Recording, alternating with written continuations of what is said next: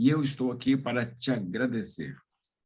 Agradecer a sua presença, agradecer a sua confiança, agradecer que você tirou 1 hora e meia de um tempo que ninguém tem para estar conosco. Isso mostra que você respeitou o nosso convidado especial, que a pauta que ele trouxe é relevante para a sua organização e que os nossos 3 consultores que vão fazer as pontuações estão marcados no seu coração, estão marcados na sua mente como pessoas de referência na educação brasileira.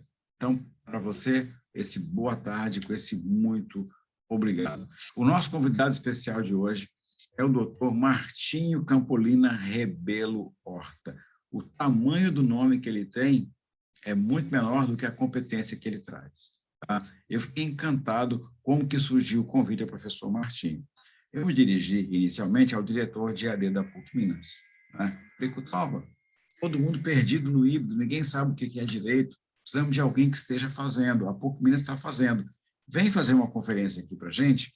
Ele falou, Vianney, eu posso fazer a conferência. Eu gosto de vocês, confio em vocês, mas tem uma pessoa na PUC que está fazendo na prática.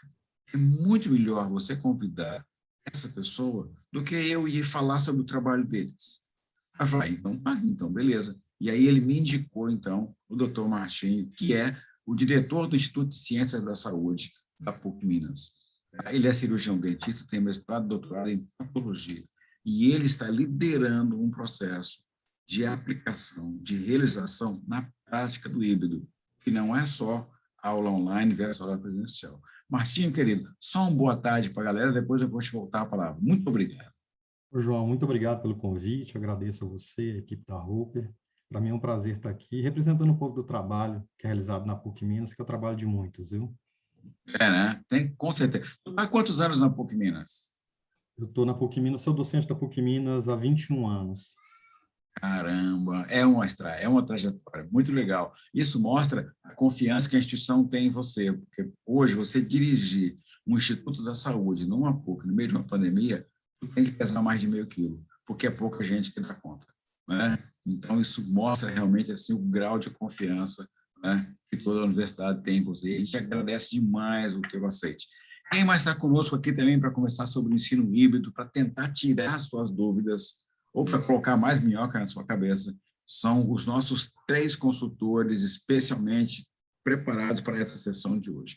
A Jucimara Roesler, que ela preparou uma abordagem sobre o híbrido enquanto conceito e aplicação na instituição universitária brasileira. A Jucimara, vocês já conhecem, ela já está com os nossos webinars aqui, ela é uma consultora Roper, ela tem um doutorado numa PUC, na PUC do Rio Grande do Sul, tá? Ela é PUCiana de doutorado, fez doutorado na PUC do Rio Grande do Sul, foi diretora da Unisul Virtual há muitos anos, dirigiu a UNIT, dirigiu a Veiga de Almeida, dirigiu a Newton Paiva e hoje está implantando a EAD da Unifem em Minas Gerais e fazendo consultorias pela Roper em todo o Brasil. Justo, boa tarde, querida. Boa tarde, Vianney, boa tarde a todos vocês que nos acompanham. Um prazer estar aqui nessa rodada, vendo um case que eu admiro tanto e de pessoas que eu tenho tanto carinho. Super abraço para o Marcos Cutova. Eu fiquei encantada quando ele me apresentou o seu modelo e acho que hoje todos que nos acompanham vão gostar muito do que vão ver. Vai ser muito legal. Logo depois da Jucimara, quem vai conversar com você é o professor Jefferson Pandolfo. Tá? Eu já mandei para a esposa dele um pacotinho de chá de camomila, tá? Já mandei para ele um pacotinho de chá de fica quieto, é para ele falar com mais tranquilidade com você. Ele não consegue, ele é tão pilhado, ele mora no amanhã. Então, quando a gente chama ele para falar no hoje, ele fala na velocidade de depois de amanhã, né? O Pandolfo é uma pessoa maravilhosa, é uma pessoa pilhada, é uma pessoa focada no fazer direito, no fazer bem feito, em encontrar soluções. Tá?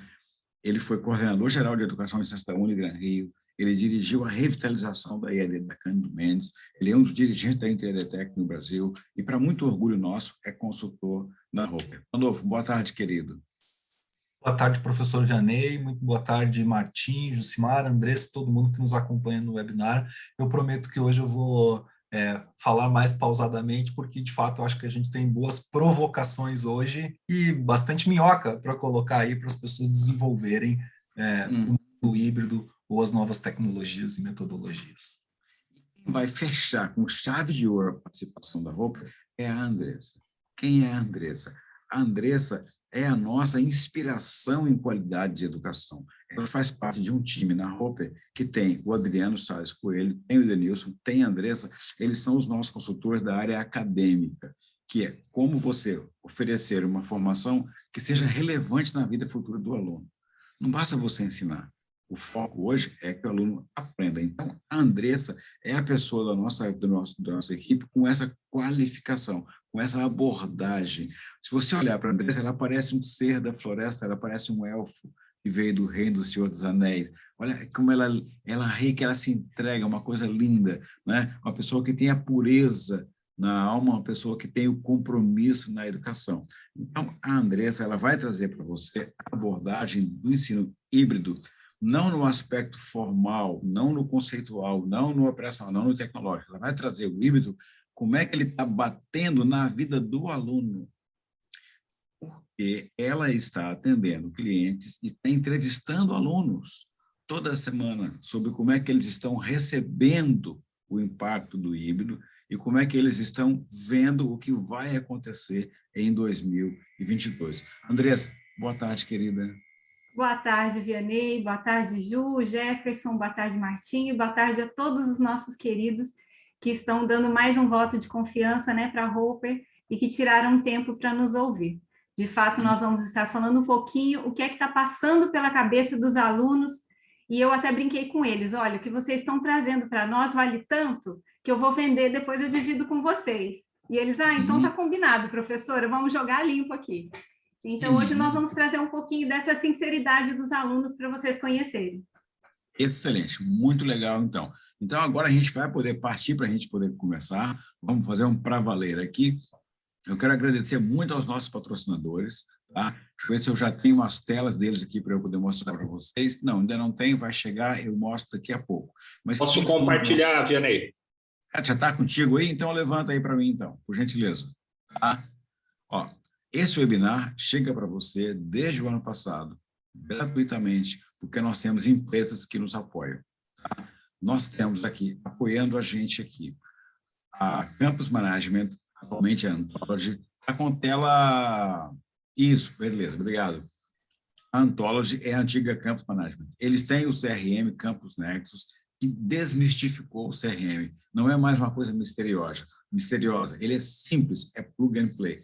Agenda, o André Arte está aí o contato, você vai falar com ele e agendar 20 minutos que vão mudar a sua vida. O nosso próximo patrocinador, pode rolar, é a Liceu, que na verdade é a Tecni, tá? A Tecni é uma grande corporação de tecnologias aplicadas na educação no Brasil e o Liceu é como se fosse o produto prêmio da Tecni. Tá? O Liceu, ele é um integrador de sistemas, um organizador de sistemas e um sistema em si que é a espinha dorsal da sua universidade, da sua escola, da sua faculdade. Agenda com o Fábio Cesp, está aqui o contato dele. Agenda 20 minutos com ele, que ele vai te explicar como que ele pode... Lembra aqueles acupunturistas japonês, chinês, que ele pegava a pessoa e fazia assim, crack? Então, ele vai fazer um crack no seu sistema e deixar tudo alinhadinho. O nosso próximo patrocinador, tá? Vou mostrar para vocês aqui, é a REP. O que é a REP? A REP é uma OPM. O que é uma OPM? Em português, a OPM, ela coloca você no mundo digital. Ela pega o seu catálogo e transpõe para o mundo digital. Ou ela traz um catálogo e acopla ao teu selo e oferece ao grande mercado. Então, ela entra com tecnologia, catálogo, marketing, investimento e inteligência. Porque você pode ter tudo isso. Se você não tem inteligência, você fracassa. Então, agenda com o Rui Fava, agenda com o Zé Luiz do Exit, para você fazer parte desse novo mundo. E o nosso próximo patrocinador é a Highland. Tá? A Highland, ela é uma empresa fantástica, porque ela tem quase 30 anos de mercado educacional no mundo inteiro e ela fez a digitalização. E ela hoje ela traz uma abordagem que é fazer a sua instituição ser percebida no digital pelo aluno. Ou mudando a frase, é melhor que ela não seja percebida, é melhor que ele use sem perceber que está usando. E é isso que a Highland faz, com diploma digital, com secretaria digital, com admissão de alunos inteligentes, com processos robóticos, com blockchains. É isso que ela faz. Então, agenda com o Jurandir, agenda com ele 20 minutos para ele te mostrar como que a Highland faz isso para você. Ok. Márcio, aqui nós já divulgamos semana passada, nós temos agora, dia 26 e 27 de agosto, um módulo gratuito na Roper sobre novas tecnologias e seus impactos na educação. Podemos passar? E aqui também nós já divulgamos na semana passada, na semana anterior, um módulo de gestão financeira com o professor Jefferson. Por que é preciso transformar a área financeira da sua IES? Porque a economia está em crise, as receitas estão caindo e os custos estão subindo.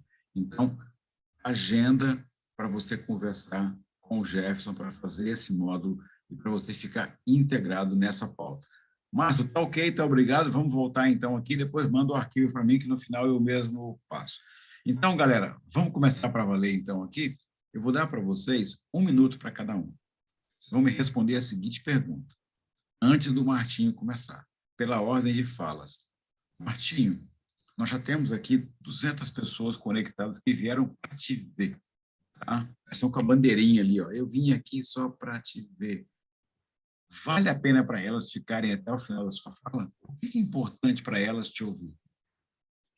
João, vale sim, porque ao longo desses quase 2 anos de pandemia, que a pandemia foi uma tragédia em todos os aspectos para o mundo, uma tragédia pela perda de vidas, uma tragédia econômica, mas para a educação, a pandemia ela mostrou uma janela de oportunidade, para a gente se reinventar, para a gente caminhar com novos, não apenas com novas tecnologias, mas colocando o aluno no centro, utilizando as tecnologias.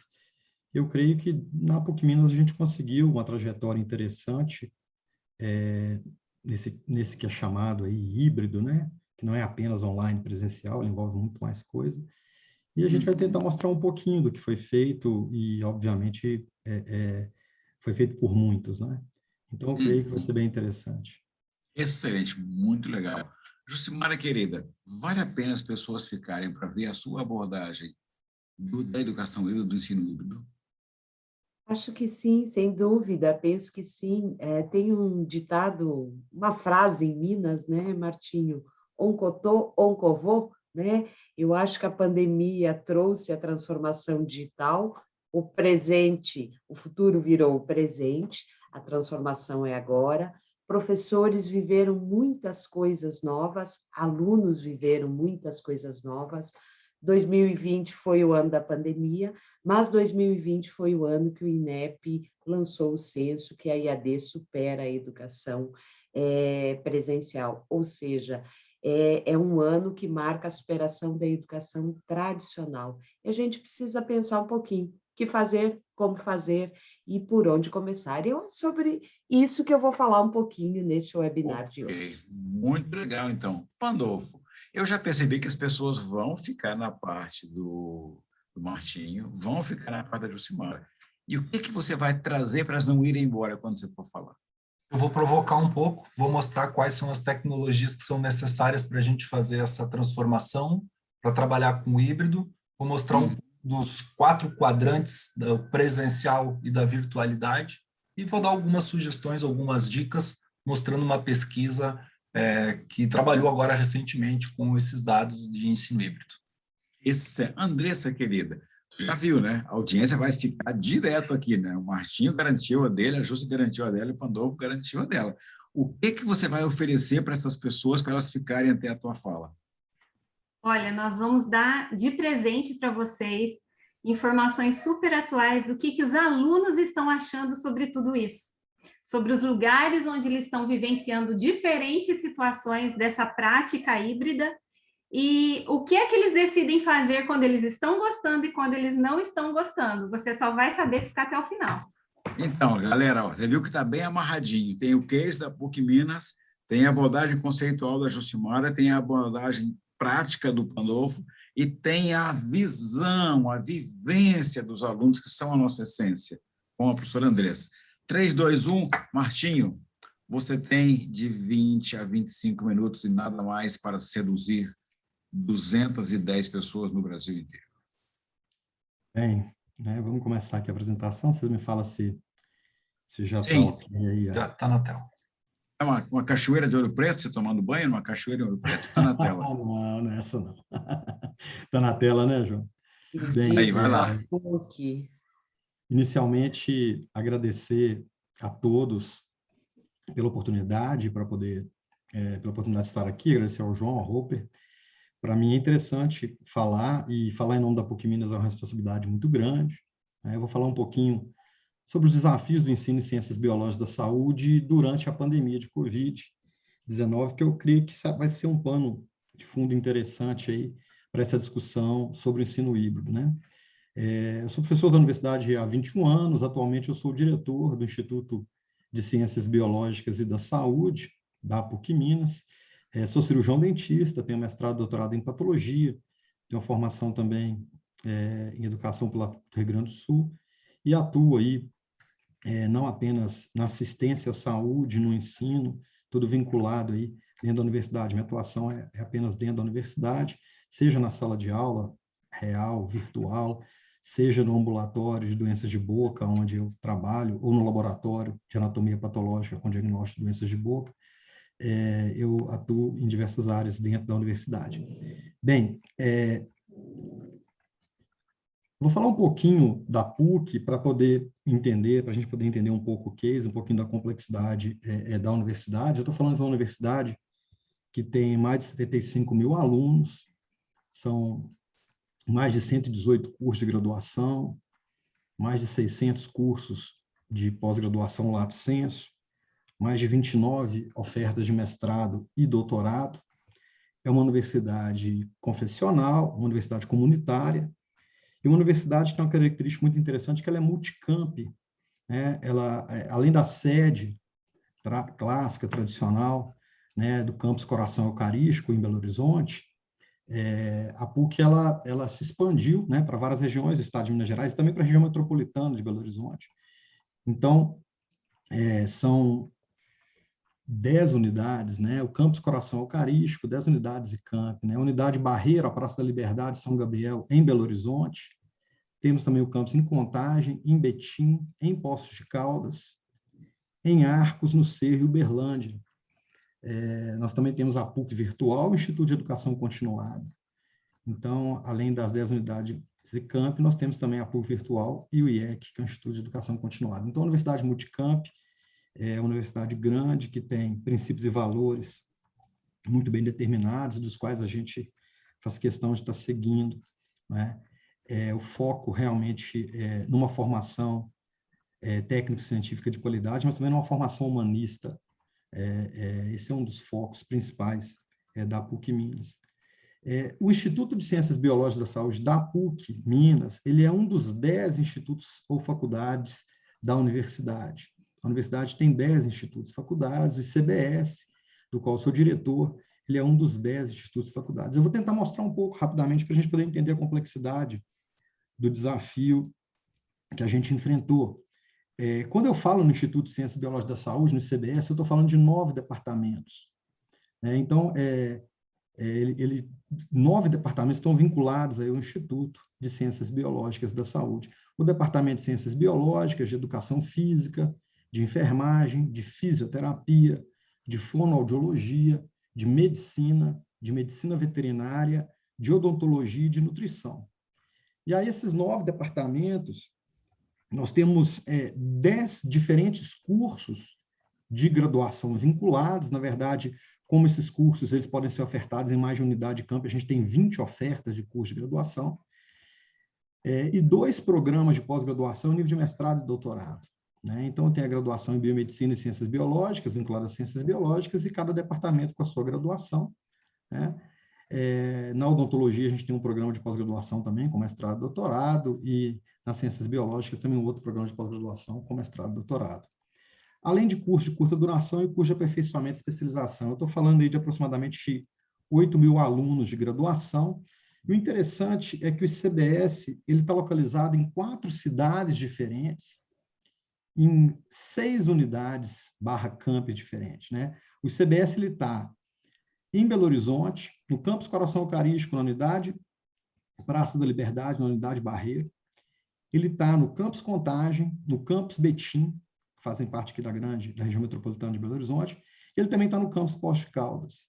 Então, a gente tem uma complexidade aí muito grande vinculada à pandemia, tendo em vista que o poder público municipal ele teve uma atuação muito importante aí está tendo durante a pandemia, né? Então, a gente está localizado aí em 4 cidades diferentes: Belo Horizonte, Contagem, Betim e Poços de Caldas. Repetindo, são 20 ofertas de curso de graduação e 2 programas de pós-graduação, nível de mestrado e doutorado, além dos cursos de especialização e aperfeiçoamento. A pandemia de Covid, eu não vou me alongar muito aqui, mas isso é conhecimento de todos, né?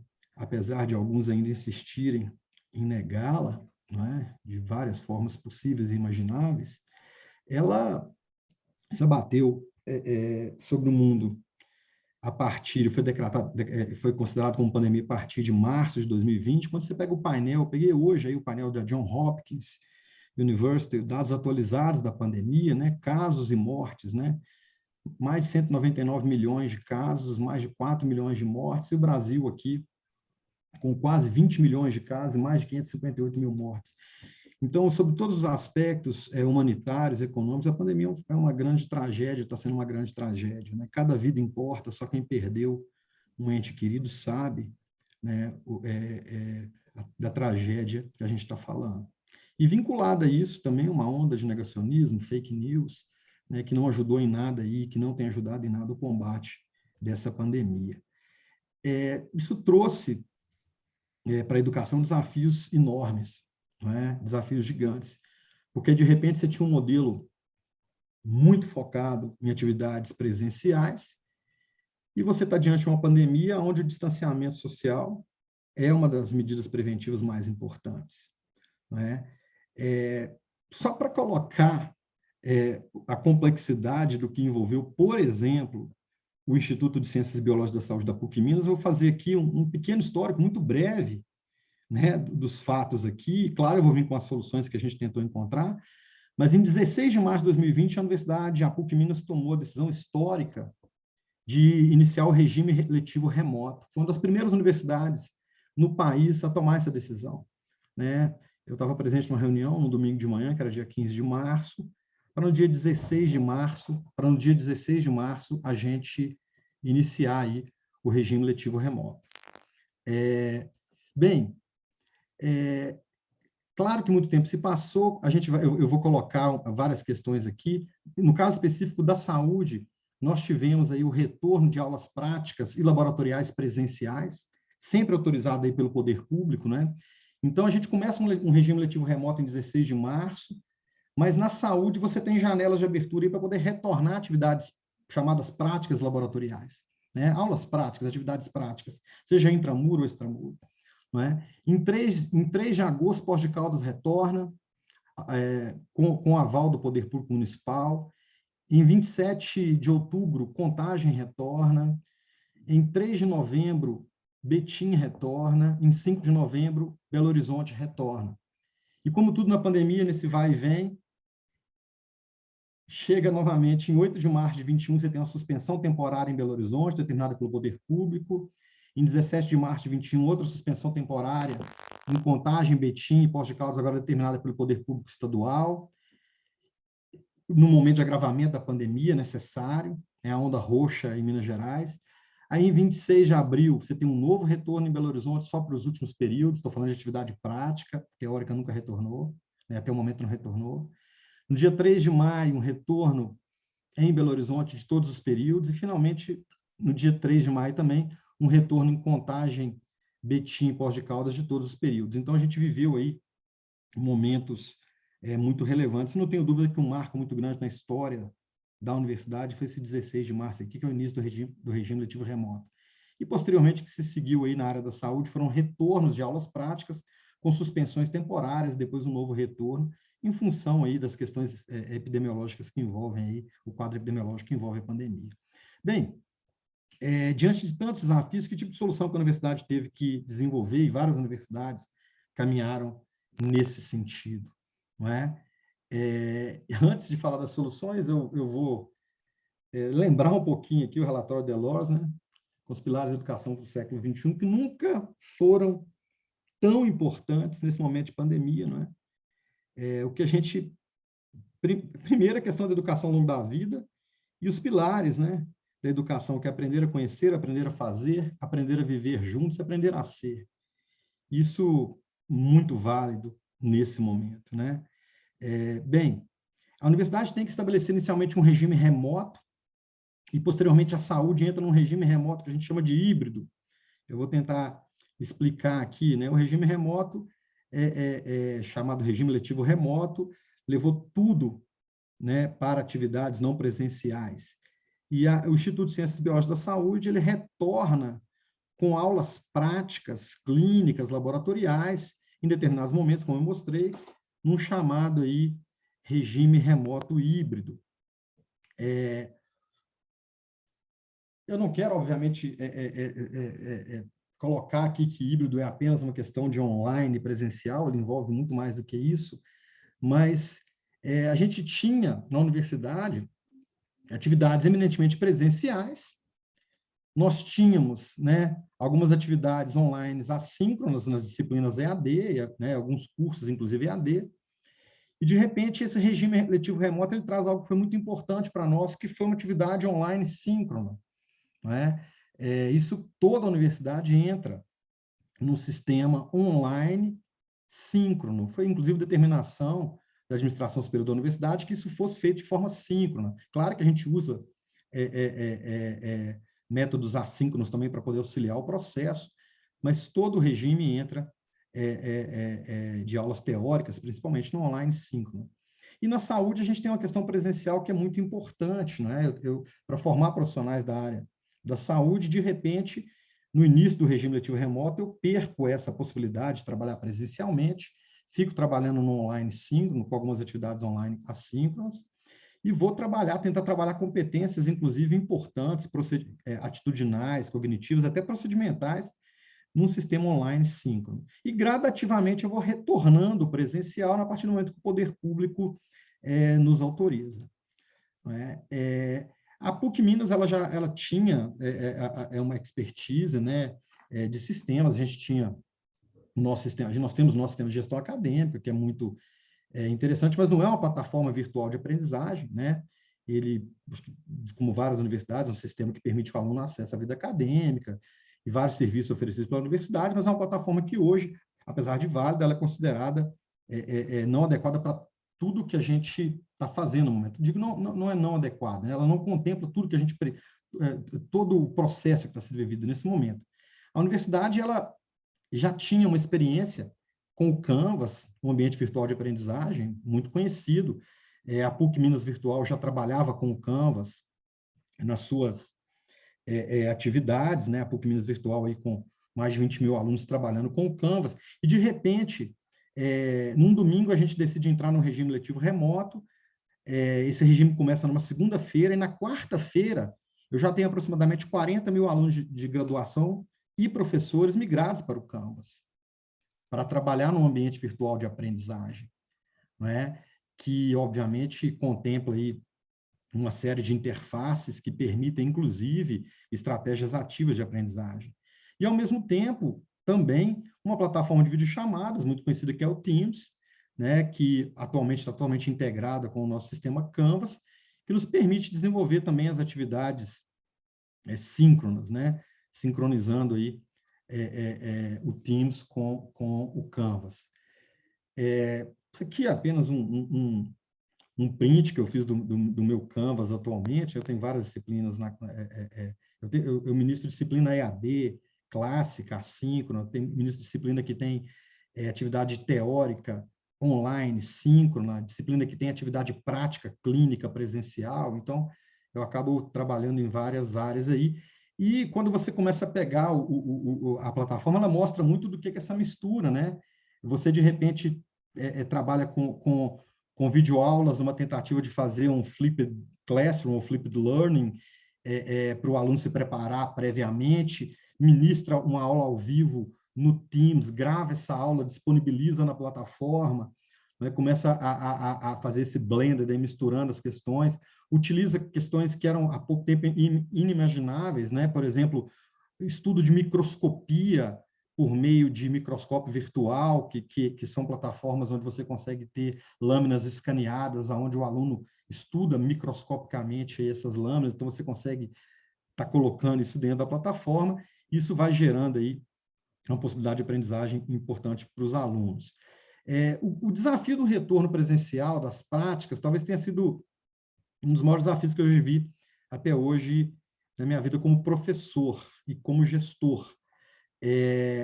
A partir do momento que o poder público nos autoriza na saúde a retornar às práticas, a retornar essas práticas, a gente tem um desafio muito grande, porque eu tenho uma teórica correndo online e tenho que desenvolver uma prática laboratorial ou de clínica presencial. Isso envolve uma série de questões, né, para que eu possa contemplar o que a gente tem vivido hoje. Hoje eu vivencio na universidade e no ICBS atividades online síncronas, atividades online assíncronas, principalmente nas disciplinas EAD clássicas, e as atividades presenciais, principalmente as chamadas atividades práticas, seja de clínica, de laboratório, de estágio. Então, isso está ocorrendo aí de uma forma bem misturada. E o caminho que a gente seguiu dentro da universidade foi, primeiro, aguardar a autorização do poder público, né? Principalmente do poder público municipal, no caso de Minas Gerais também teve a ação de poder público estadual, você, para retornar atividades, tendo autorização do poder público. Mas não basta ter autorização do poder público, nós tivemos que repensar todos os fluxos e processos vinculados às atividades práticas. Isso foi feito de forma descentralizada em todo esse universo aí do Instituto, de 20 ofertas de curso. Cada espaço de prática foi repensado com novos fluxos e processos que garantissem um retorno com segurança.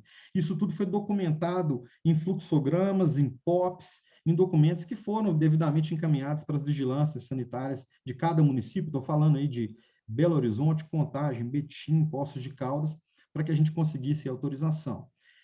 A partir desses novos fluxos e processos, alterações em infraestrutura, seja por obra física, por sinalização, por questões que envolvem acesso, por questões que envolvem barreira sanitária, tudo isso tem que estar sendo olhado, e foi olhado, e vai ter que ser olhado também para um futuro retorno aí das chamadas aulas teóricas.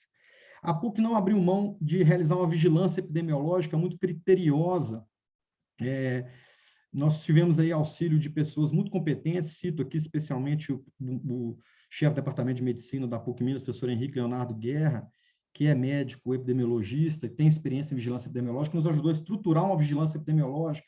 Eu não posso colocar um aluno para fazer atividade presencial, um funcionário, um professor, sem ter uma vigilância epidemiológica que envolva isolamento de casos, de contatos, né? Porque eu tenho uma doença infecciosa que até pouco tempo atrás não tinha vacina, né? E algo muito importante que é essa prática sendo realizada com uma nova abordagem. Os professores tiveram que repensar essas atividades práticas, uma abordagem que envolvesse um processo de ensino-aprendizagem, principalmente por competências, não é? Aquela abordagem conteudista, de checklist de procedimento, que muitas vezes era realizada, ela tem caído muito por terra, né? A gente trabalhar realmente competências procedimentais, atitudinais, cognitivas, e ter uma abordagem, um foco por competências. Isso está muito também nas DCNs dos cursos da saúde, ultimamente, muito importante para nós. Eu vou mostrar rapidamente aqui, né, questões de estrutura física. Eu tenho um laboratório de anatomia aqui, por exemplo, em Belo Horizonte, que abrigava 30 alunos e, de repente, ele passa a abrigar 15. Então, eu tenho que demarcar a sala, eu tenho que manter um distanciamento mínimo de pelo menos 1,5 metro, eu tenho que ter um fluxo de alunos para permitir uma prática segura, né? E com cada ambiente com o seu fluxo, cada ambiente com o seu processo, né? Para que essa prática seja realizada de forma segura. Eu tenho aqui o laboratório de anatomia, por exemplo, em Poços de Caldas, que tem aqui uma mesa anatômica digital que pode trabalhar de uma forma bem interessante, e aqui um instrumento que a gente tem utilizado muito, né? A universidade ela disponibilizou kits de filmagem para que eu possa, por exemplo, transmitir de forma síncrona para um aluno que está em casa essa aula prática, se ele não puder estar presente aqui. Ele não pode estar presente aqui por vários motivos. Ou porque essa sala de aula contempla menos alunos, ou porque esse aluno tem uma comorbidade, não pode estar presente, ou porque esse aluno está afastado por suspeita de Covid. Então, eu consigo transmitir ao vivo, utilizando o Teams, essa aula prática, com equipamentos aí muito simples, né? Mas equipamentos de qualidade, uma webcam de qualidade, se houver necessidade, um aparelho celular também que possa filmar de forma móvel, conexão com o notebook e a transmissão pelo Teams para o aluno que está em casa, né? Então, eu tenho uma turma aqui que está assistindo a aula e tenho uma turma em casa assistindo a aula também. Então, isso pode ocorrer e tem ocorrido frequentemente na universidade. Quando você pega um laboratório de microscopia, é a mesma coisa. Eu tenho uma outra realidade. Numa bancada onde eu tinha 5 alunos em cada bancada, agora eu tenho 3. Não é? Então, eu tenho que ter uma forma de transmitir ao vivo essa aula para quem está em casa. Isso é feito por esse kit de transmissão. Ao mesmo tempo, eu uso também, a gente tem usado alternativas também, como, por exemplo, um laboratório de microscopia virtual, onde todas essas lâminas histológicas, isso é clássico na área de saúde, estuda microscopia, onde todas essas lâminas estão escaneadas e que podem ser acessadas pelo aluno. Isso não é foto de microscópio, é uma lâmina escaneada onde o aluno tem um microscópio na sua frente, só que ele é digital, ele está digitalizado. Então, ele consegue ter acesso a isso aí de uma forma digital também, um ensino digital aí na microscopia. Todo o processo de sinalização que envolveu aí o retorno, aqui eu tenho, a complexidade nossa é muito grande, os alunos de educação física fazem suas atividades no nosso complexo esportivo, aqui eu tenho a entrada do complexo esportivo, toda demarcada para o correto trânsito de aluno. Né? Aulas da educação física, por exemplo, que envolvem aí o movimento do aluno, mas em um espaço agora novamente demarcado, né? Eu tenho apenas um aluno aqui por quadrante, com a devida separação. Um ambiente de fisioterapia para a prática, que envolve um número menor de alunos, distanciamento, todo um protocolo para uso de equipamento, de proteção individual. Esse aqui é o meu ambiente de trabalho, eu trabalho na clínica de odontologia da PUC, só na graduação a gente tem 4 clínicas muito grandes e mais 3 clínicas um pouco menores, são 4 clínicas que antes tinham 32 equipamentos e agora tem 22. A gente diminuiu o número de equipamentos, colocou biombo de vidro, de aço, bomba a vácuo para fazer sucção de aerosol. Então, antes da pandemia, se tinha uma situação com um número maior de equipamentos, um número maior de alunos. Eu tenho 4 clínicas dessa aqui no Coração Eucarístico, cada uma tinha 32 equipamentos. Agora, cada clínica dessa tem 22 equipamentos. E totalmente dividido em biombo de vidro, de aço, com sucção a vácuo, novos fluxos e processos envolvendo essas clínicas. E uma nova prática que envolve, nesse momento, um atendimento até menor de pacientes, um paciente que é pré-triado para chegar na prática. Isso até eu, em aula prática, orientando os alunos com toda uma utilização de equipamento de proteção individual um pouco mais cuidadosa para o momento da pandemia. Então, isso gerou grandes transformações aí no ambiente de prática. Além disso, como eu havia colocado, uma vigilância epidemiológica para retorno do aluno. Né? Essa vigilância epidemiológica ela envolve alunos, envolve professores, envolve funcionários técnico-administrativos, e nos ambientes de prática, onde eu tenho atendimento de pacientes, ela também vai envolver pacientes com as suas peculiaridades. Né? Na PUC Minas, a gente tem um aplicativo que está disponível no celular do aluno, onde ele responde a 3 perguntas. Nos últimos 15 dias, você teve um diagnóstico positivo de COVID? Você teve contato com alguma pessoa com diagnóstico de COVID nos últimos 15 dias? Você apresenta, nesse momento, 2 ou mais sinais e sintomas a seguir? E se o aluno marca sim, o aluno, o professor, o funcionário, se ele marca sim para qualquer uma dessas 3 perguntas, isso automaticamente cai numa rede, né, de um primeiro nível de vigilância epidemiológica, onde eu tenho uma equipe de 20 pessoas que vão entrar em contato com essa pessoa para poder se certificar da resposta, para poder orientar essa pessoa se ela deve ir ou não à universidade. Só de responder sim já aparece uma mensagem: não venha à universidade, aguarde o contato da nossa equipe.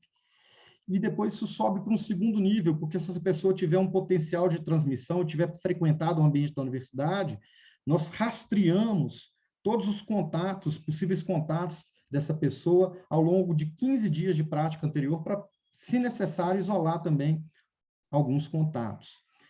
A gente tem caminhado com essa vigilância epidemiológica de forma muito forte, não houve necessidade aí de fechamento de curso ou de unidade, mas sim isolamento de um aluno, de um grupo de alunos, até de uma turma, em função de contato, e sempre com esse cuidado de que de quem não faz vigilância epidemiológica de epidemia pode tomar um susto de ter, por exemplo, um surto, né, em determinado ambiente. Então, essa vigilância epidemiológica foi feita aí de forma em tempo real, de forma muito cuidadosa. Bem, a gente tem essa realidade hoje, que eu acredito que vai perseverar, que vai se manter aí ao longo do tempo. A gente não consegue mais,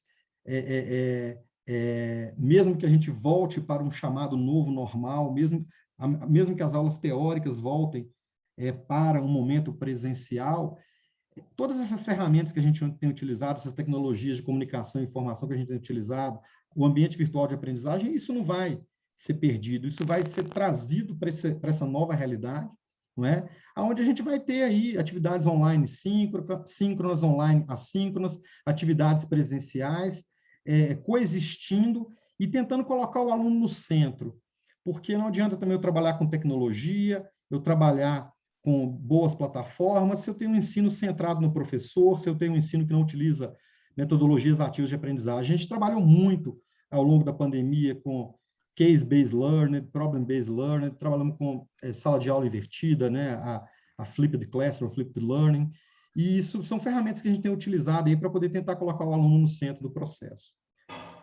Bem, para poder finalizar, eu queria trazer a palavra aí de um mineiro, médico, formado na Faculdade de Medicina do UFMG, o grande João Guimarães Rosa, grande escritor, né? E eu acho que essa frase dele fala muito sobre a pandemia. O correr da vida embrulha tudo. A vida é assim. Esquenta e esfria, aperta e daí afrouxa, sossega e depois desinquieta. O que ela quer da gente é coragem. Muito obrigado. Volta a frase do Guimarães Rosa.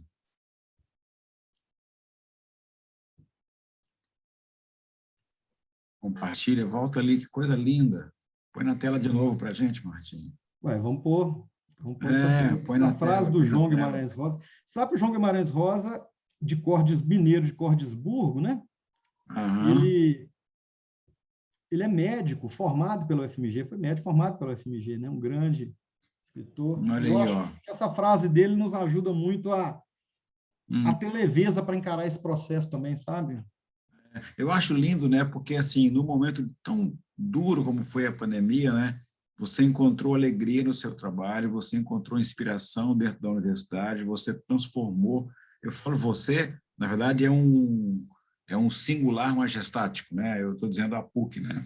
Vocês transformaram o fazer, reinventaram no meio da tragédia que rondou a nossa sociedade durante meses a fio, mais de um ano.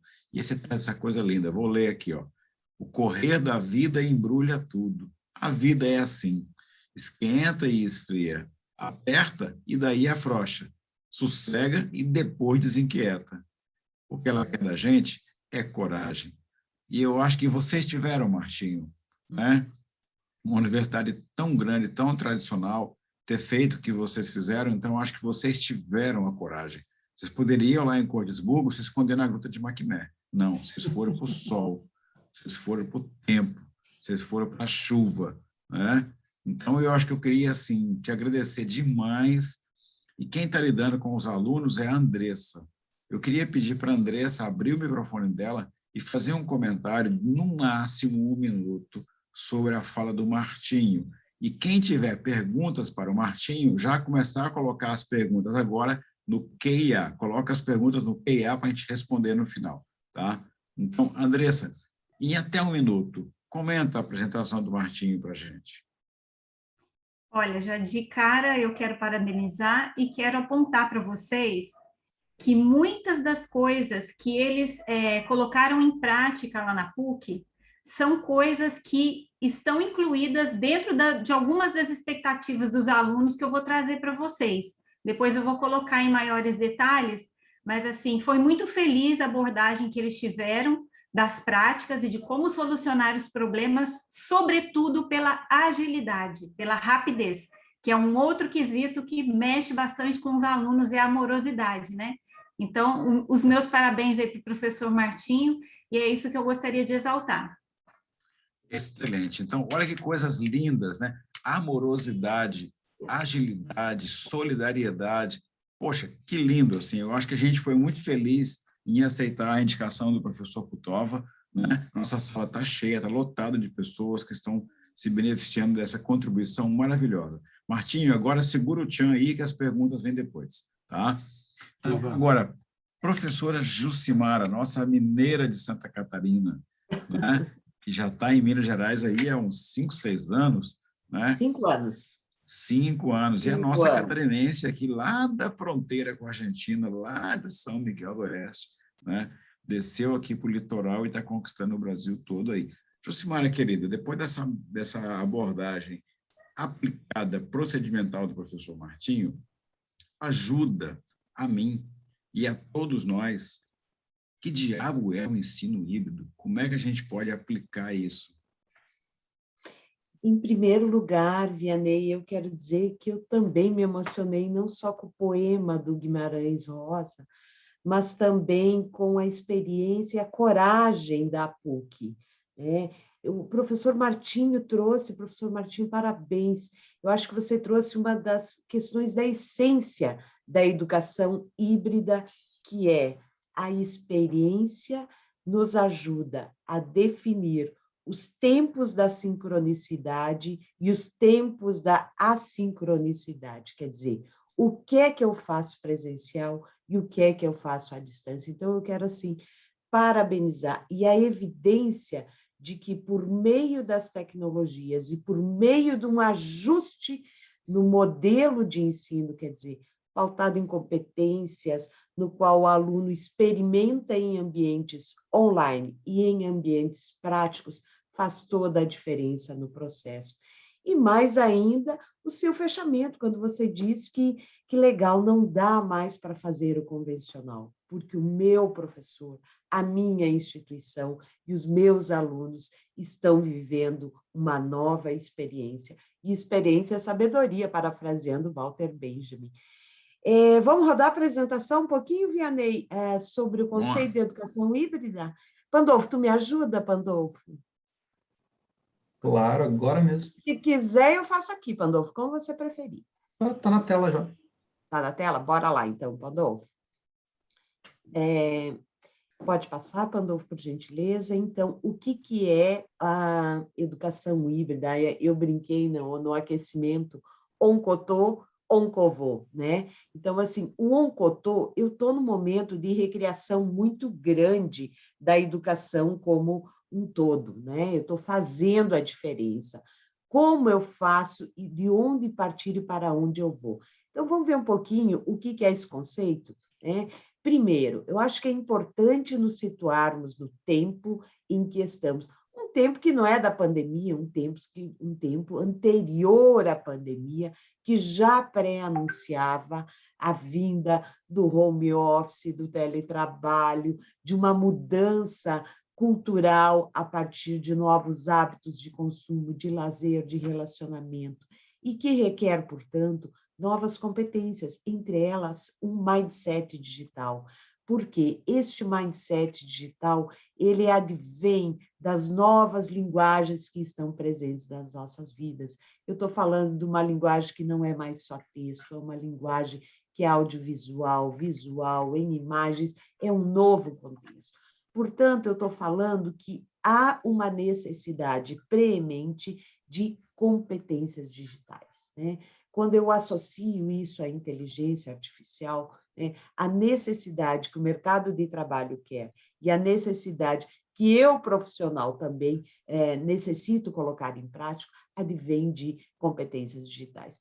Portanto, eu estou falando de educação mobile, de redes sociais, de novas formas de viver esse social, né? Nosso aluno, seja da educação básica, seja do ensino superior, já é alfa na educação básica e já é digital no ensino superior.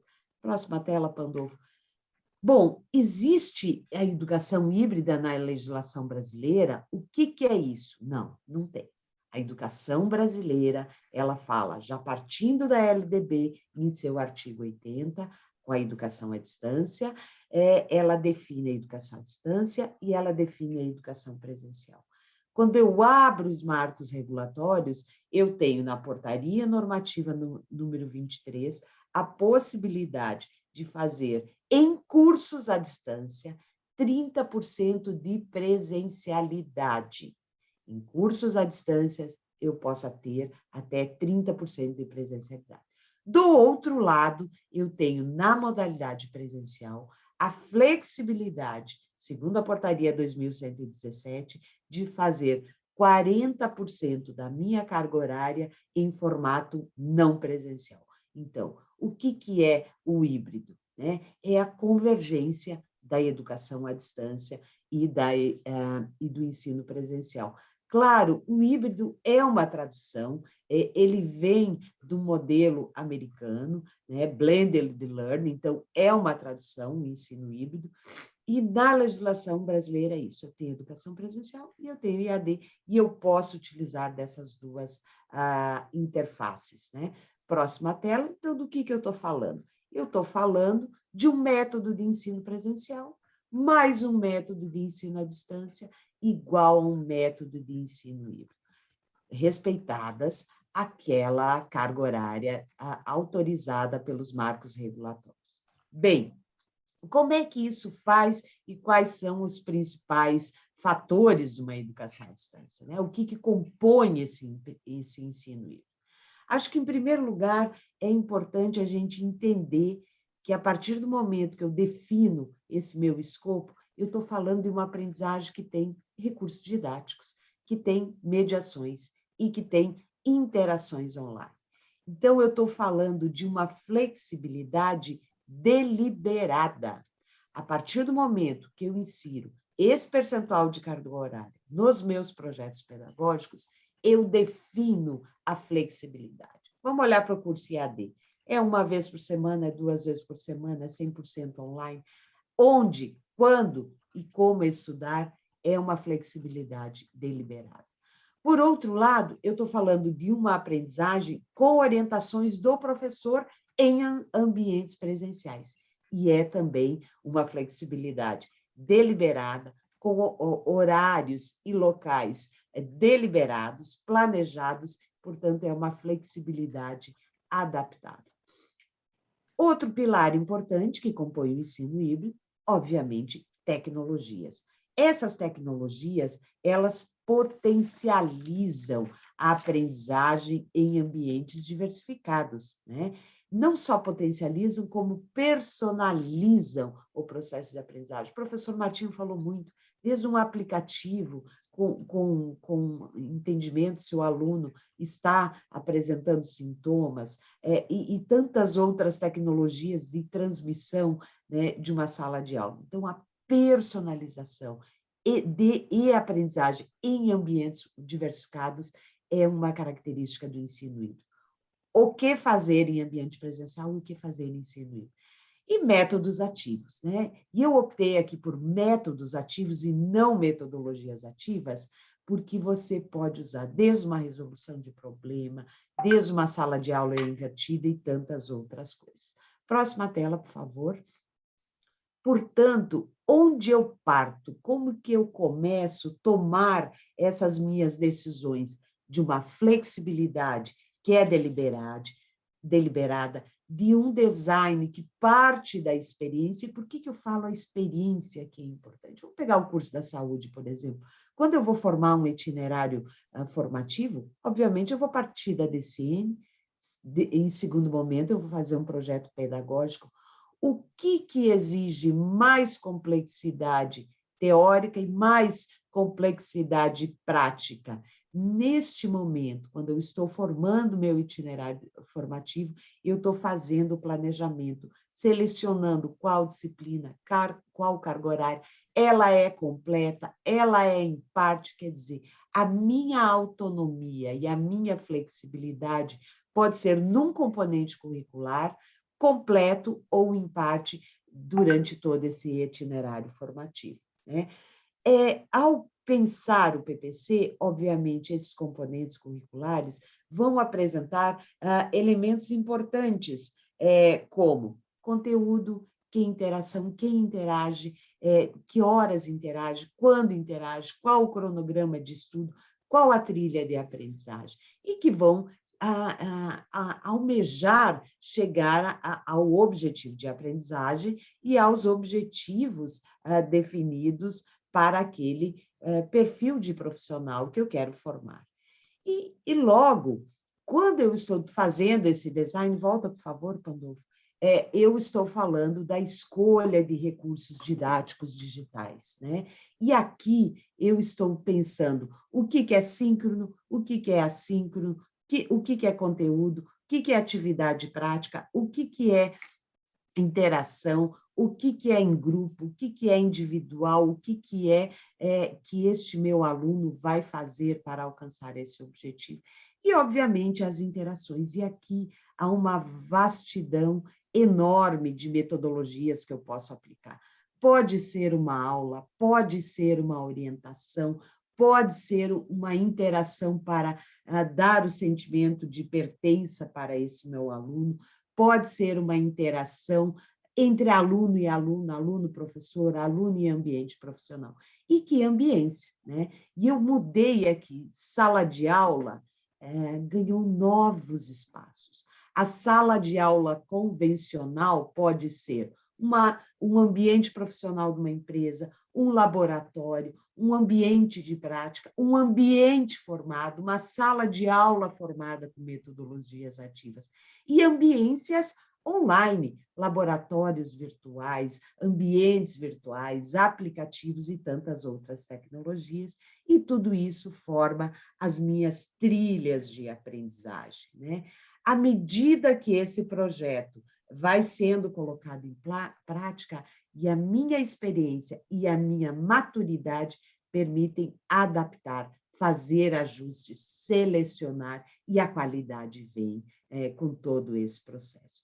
E, por fim, né, do que a gente fala, né? Se é uma aprendizagem ativa, que acontece em diferentes espaços, com a participação de uma equipe multidisciplinar, eu acho que aqui a equipe multidisciplinar ganha um espaço muito grande, porque eu estou falando de professores, monitores, designers, equipe de empresas, enfim, todo um conjunto de profissionais envolvidos. Eu estou falando de uma aprendizagem que é ativa, uma aprendizagem que é maker, uma sala de aula que é invertida, uma sala de aula que apresenta a resolução de problemas, de gamificação, de desenvolvimento de projetos.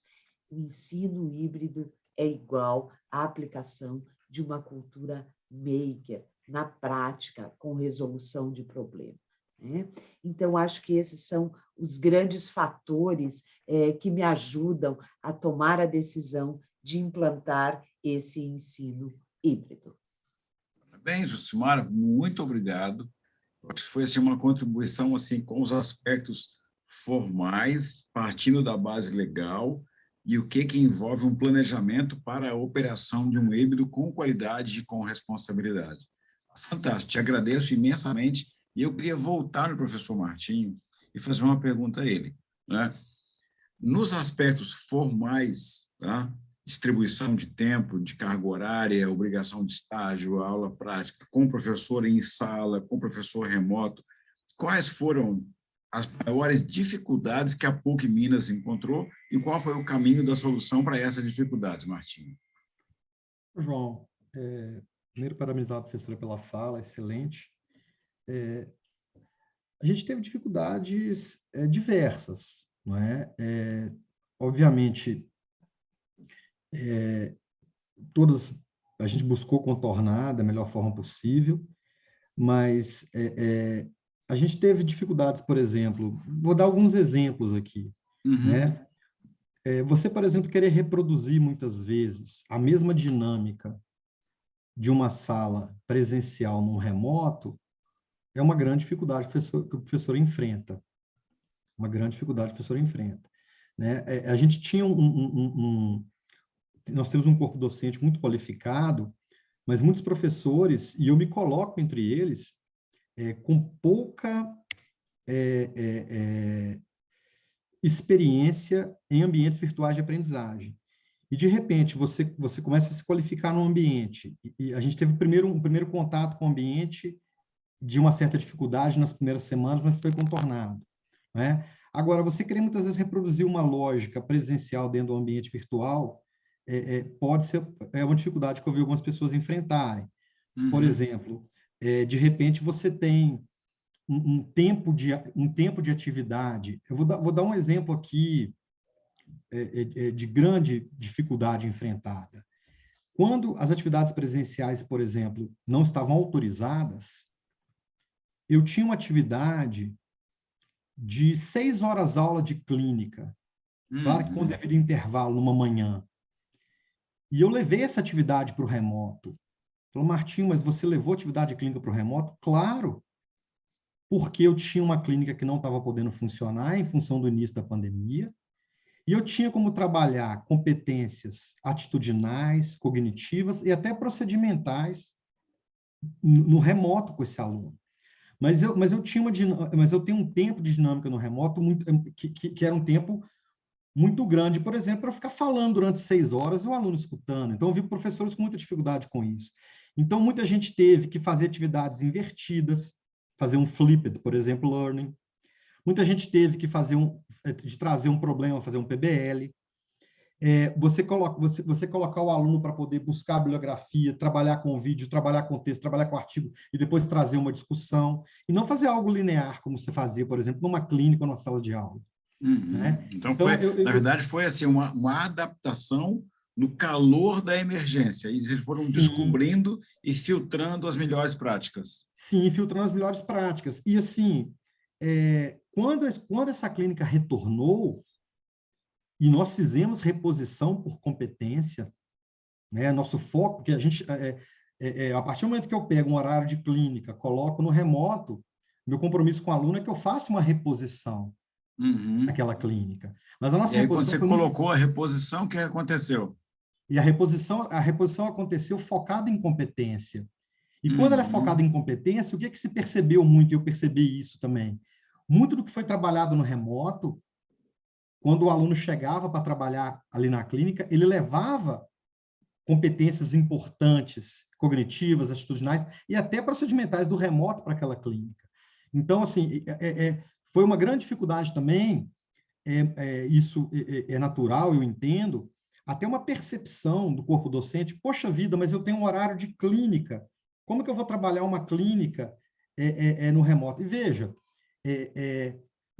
você pode trabalhar atividades remotas por exemplo, com a telesaúde, com uma série de questões. Eu vou colocar aqui a minha área, a odontologia, uma clínica de cirurgia. Ela envolve, por exemplo, o ato operatório da cirurgia. Então, o que eu percebi foi que ao longo do tempo, os professores foram internalizando isso. Olha, eu tenho como trabalhar competências aqui nesse remoto, para quando eu for trabalhar com a reposição... O aluno não chega do zero lá. Não, ele não chega no zero lá. E a reposição, a lógica dela não é uma reposição pensada em procedimento, é uma reposição pensada em competência. Que competência eu consegui trabalhar? Que competência eu tenho que repor? Não é? E o professor, inclusive, pensar a sua disciplina não por conteúdo, não por unidade, mas por competência. Essa disciplina, ao final dessa disciplina, eu tenho que desenvolver que competências. Né? E nós tivemos um apoio muito grande institucional para trabalhar essas questões. Não é? Um apoio muito grande da administração superior da universidade, da nossa pró-reitoria de graduação, da nossa pró-reitoria de pós-graduação. Eu trabalhei no remoto com alunos de todos os níveis. Eu leciono no doutorado, leciono no mestrado, leciono na graduação, na especialização. Então, claro que cada nível tem a sua dificuldade. É muito mais simples conduzir uma discussão de artigo científico no doutorado, no remoto, do que conduzir uma atividade clínica de uma doença de boca. De uma graduação. De boca. Tá certo. Te agradeço essa resposta agora. E agora nós vamos passar a palavra para o Pandolfo, tá? O nosso consultor elétrico, tá? O nosso consultor antenado com o futuro, com as tecnologias, com os procedimentos e com o mercado. Pandolfo, querido, 10 minutos de glória para você brilhar e encantar a nossa audiência, porque você falou para eles que valia a pena ficar, e eles ficaram. É verdade. Bom, primeiro de tudo, gostaria de parabenizar o Martim pela apresentação. Eu acho que isso mostra porque a PUC tem os seus referenciais e porque é referência para a educação. várias das coisas que ele traz, justamente, eu acho que fazem parte do que é necessário para a gente conseguir fazer não só a transformação digital, mas usar as tecnologias e desenvolver o ensino híbrido. Vamos lá, o que eu tenho aqui? Ensino híbrido, né? Porque isso foi bem falado, o Martim falou legal sobre isso, colocou o aluno como protagonista, e se a gente for pensar no que é e o que não é, ou o que pode ser, né? O que não é o ensino híbrido? O ensino híbrido não é uma metodologia tradicional que agora mistura tecnologias ou educação à distância. Ensino híbrido não é os 20% ou os 40% agora permitido pela legislação de virtualidade nos cursos presenciais. O ensino híbrido não é um percentual de EAD em conteúdos presenciais, como existe em alguns casos, quando uma parte da disciplina acontece de maneira online, de maneira virtual. O ensino híbrido está mais voltado a um processo de construção de projetos com a inserção de diferentes tecnologias, que é o que coloca justo na construção de todos os seus projetos, na como fazer, de criar uma estratégia e como desenvolver tanto o ensino quanto as tecnologias. O ensino híbrido é o uso simultâneo de tecnologias com a presencialidade. Isso pode acontecer, eu vou mostrar um pouquinho de como isso acontece. E também é a possibilidade do aluno personalizar a sua aprendizagem. O professor Nisquier tem um estudo muito relevante, ele tem um trabalho sobre os 4 quadrantes da aprendizagem, do que se considera ideal para o ensino híbrido, e eu vou me permitir trazer esse artigo, e depois vou compartilhar com todo mundo na apresentação, que trata desses 4 grandes momentos, ou dessas 4 possibilidades para se desenvolver o ensino híbrido. As atividades presenciais síncronas, com as salas de aula, os laboratórios, a presença simultânea do aluno e do professor. As atividades presenciais assíncronas, eu não preciso ter necessariamente aluno e professor no mesmo espaço, no mesmo tempo, no mesmo lugar. Eu posso ter atividades práticas de laboratórios agendadas, eu posso ter sala de estudos em bibliotecas, eu posso colocar os alunos para trabalharem efetivamente sem o professor estar junto, e posso desenvolver outras tantas atividades que o aluno pode, inclusive, vir até as unidades. E aí eu tenho do outro lado a parte virtual, o ensino das atividades, as atividades virtuais, que podem ser síncronas, que são os alunos conectados ao mesmo momento, essa coisa que a gente no presencial agora fez como chamado de ensino remoto, além dos webinars, dos chats e das diferentes ferramentas que a gente também pode aplicar na educação à distância. E a gente tem as atividades virtuais assíncronas, que é, de certa maneira, o que é conhecido o nosso EAD, onde o aluno, de certa maneira, é o maior protagonista e o professor está lá para dar um auxílio, para fazer a mediação, para ajudar ele com todas essas estratégias. Então, esse quadrante ele é importante porque as coisas podem se misturar de diferentes maneiras. É isso que o quadrante traz. Eu tenho possibilidade de criar estratégia misturando essas situações. E para fazer isso, quais são as necessidades, o que a gente tem, para onde é que a gente olha tecnologicamente para conseguir desenvolver tudo isso? O Martim, inclusive, falou disso tudo, de experiência do aluno, né? A experiência ela é muito importante, né? Então, assim, eu preciso ter um bom portal do aluno, para o aluno entender como que as coisas acontecem, para ele ter a informação. Ainda é comum nas instituições o aluno não conseguir entender o que é pré-requisito, o que eu faço, como que eu posso estudar, não consegue, às vezes, nem compreender como que é toda a concepção do projeto pedagógico dele. Novas formas de avaliar, eu coloquei sistema de provas e novas formas de avaliar, porque quando a gente olha para o ensino híbrido, a gente precisa olhar para isso, né? Aquela prova tradicional já está com os dias contados e a gente precisa olhar para novas formas de avaliar. E novas formas de avaliar usando tecnologias que podem ser como o Mentimeter, o Sócrates, ou as várias ferramentas do Google, além de eu colocar o aluno para produzir blogs, canais, vídeos, sites e outras tantas ferramentas que a gente pode fazer. Uma coisa que também acho que é muito importante quando a gente fala do ensino híbrido, e essa é uma das coisas que a educação à distância traz, é a gente conseguir fazer uma gestão da aprendizagem, por meio de melhores relatórios, por meio de analytics, olhando para, de fato, como está acontecendo o desenvolvimento dos alunos e de todo o projeto pedagógico, da concepção do projeto pedagógico. Ambiente virtual de aprendizagem, que, de certa maneira, me parece que cada vez com necessidade de ter mais recursos gamificados, intuitivo, interativo, para que o aluno tenha facilidade de estudar e a gente consiga desenvolver estratégias de engajamento.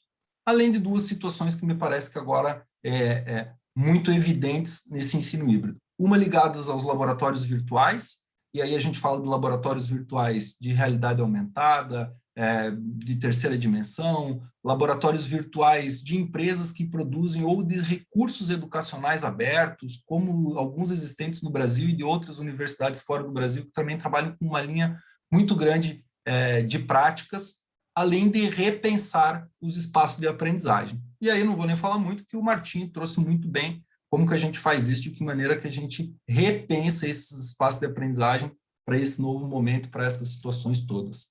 Mas tudo isso tem que ser mobile, tudo isso tem que ser responsivo.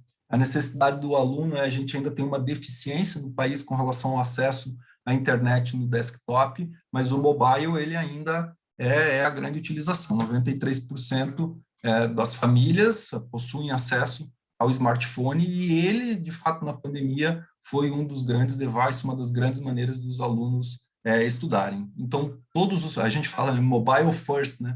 Toda vez que eu tiver que pensar num conteúdo, primeiro eu tenho que fazer ele funcionar de maneira mobile para depois eu tentar as outras estratégias de aprendizagem.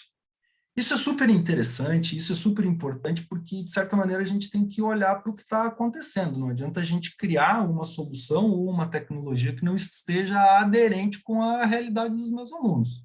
Não adianta eu querer inventar uma plataforma do qual o aluno tem dificuldade de acessar, ou quando acessa não conhece a plataforma, ela não é intuitiva.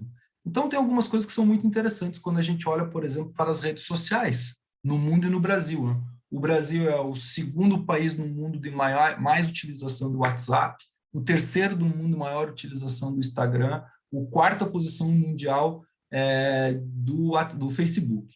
Isso, inclusive, trouxe algumas coisas para a gente para desenvolver esse momento de remoto de pandemia. Tem uma reportagem da Forbes, de ontem, inclusive, dia 3, que mostra que com a pandemia o WhatsApp ganha status de instrumento pedagógico no Brasil. Acho que tem uma música, não me lembro quem que é Eu Tenho que Estar Onde o Povo Está. O professor também, né? O professor tem que estar onde o aluno está. E se o meu aluno está navegando por aí, é por aí que eu tenho que navegar.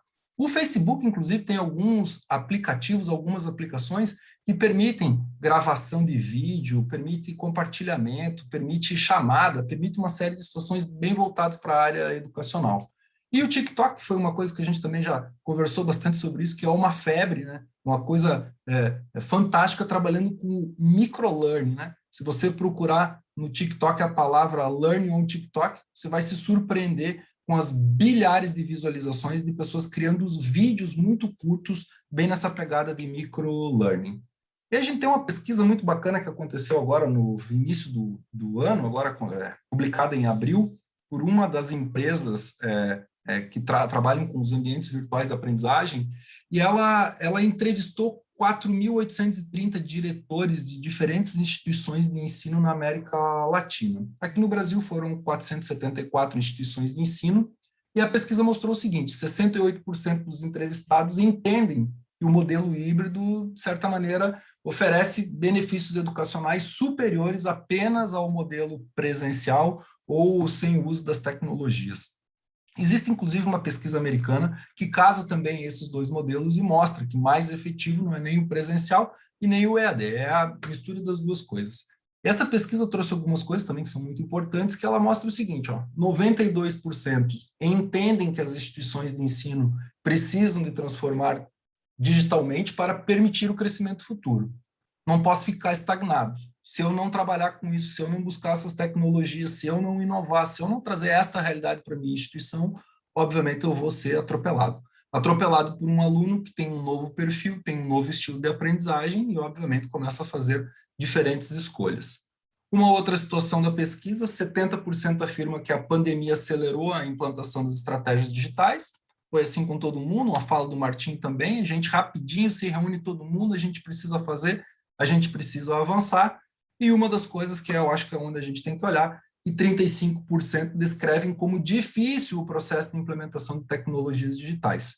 Eu diria que por desconhecimento. E é por isso que é necessário encontrar quem consiga promover essa implantação do desenvolvimento de tecnologias, porque ela não é simples e, mal feita, ela pode gerar maus resultados e ela pode ser onerosa para a instituição. Então, é isso. Quando a gente fala com tecnologias, é necessário entender, conhecer o meu público e trabalhar com tecnologias que, de fato, consigam desenvolver as competências que estão descritas e atender muito bem os nossos alunos. Essa foi a minha contribuição, Vianney. Pandolfo, falar é fácil, agora fazer é um parto, né? Fazer é mais difícil, mas sabe assim, uma coisa por vez. Existe maneira. A gente tem uma coisa também, Vianney, que assim, antes as tecnologias elas eram escassas e elas eram caras. Agora elas são muitas e algumas delas gratuitas. Então o que a gente precisa fazer é decidir o nosso aparato. E para isso a gente precisa conhecer, de fato, quais são as soluções que a gente tem. E a Roper, inclusive, tem um programa fantástico para isso, tem consultores dos diversos níveis que podem ajudar a instituição a olhar para esse caminho, a fazer um bom escolha e escolher, fazer a escolha correta para justamente ser menos oneroso e mais acelerado. Vê se eu sou um idiota completo ou apenas um idiota parcial. Melhor é eu escolher poucas coisas e dominar em busca do objetivo do que eu querer utilizar tudo que está disponível? 100%. 100%. Quanto mais simples, melhor. A gente começa simplesinho e daí a gente vai trazendo novas tecnologias, novas ferramentas, novas situações. Até porque a gente Vamos lá. O aluno quer a fala da Andressa agora, a gente precisa saber o que o aluno quer. E não é com um monte de barato que a gente vai descobrir. Eu acho que, Andressa, você segurou todo mundo aqui, ninguém foi embora, é impressionante, sabia? Né? São 4h16 da tarde e ninguém foi embora, porque, em essência, nós existimos pelo e para o aluno. Né? Quem é a pessoa mais importante da universidade? É o professor. Por quê? Porque ele ensina. Ensina para quem? O aluno. O aluno é o futuro. Então, a essência é chegar no aluno e ajudá-lo a fazer a trajetória que ele se propõe. A gente viu um case brilhante da PUC Minas, cheio de elogios, fantástico o trabalho do professor Martim, que humildade, que sabedoria, né? Assim, incrível, muito legal mesmo. Tá? A gente viu a Jucimara pontuando como é que você faz um planejamento estruturado para você não escorregar fora daquelas figuras que ela colocou ali. O Pandolfo, dá para fazer. Tinha muita coisa e muito cara. Agora tem mais coisa ainda, mas é mais barato. Então, dá para fazer. Eu fiquei encantado. Então, Andressa, agora, como encantar os alunos ou como irritar os alunos pensando que você está agradando?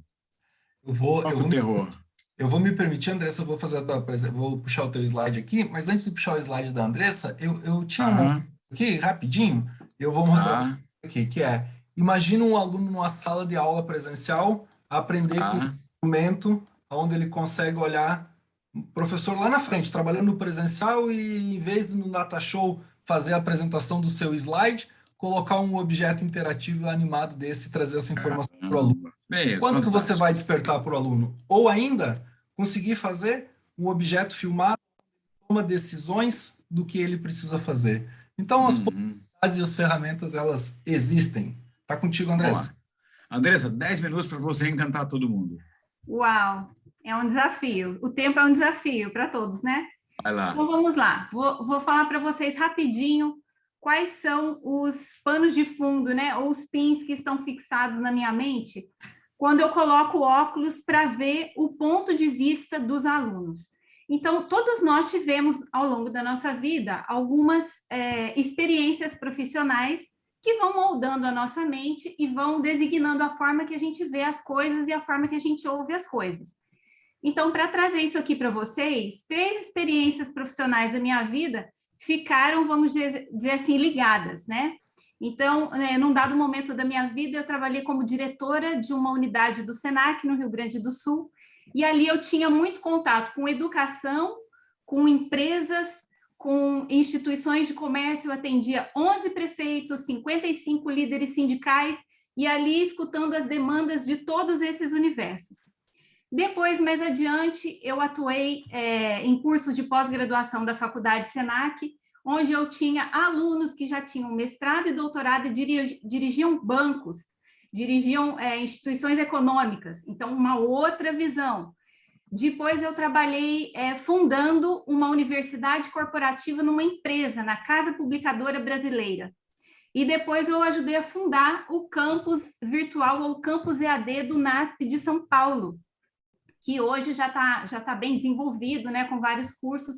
Então, essas minhas experiências profissionais me ajudaram a colocar uma lente para poder ouvir os alunos e entender o que eles estão querendo dizer.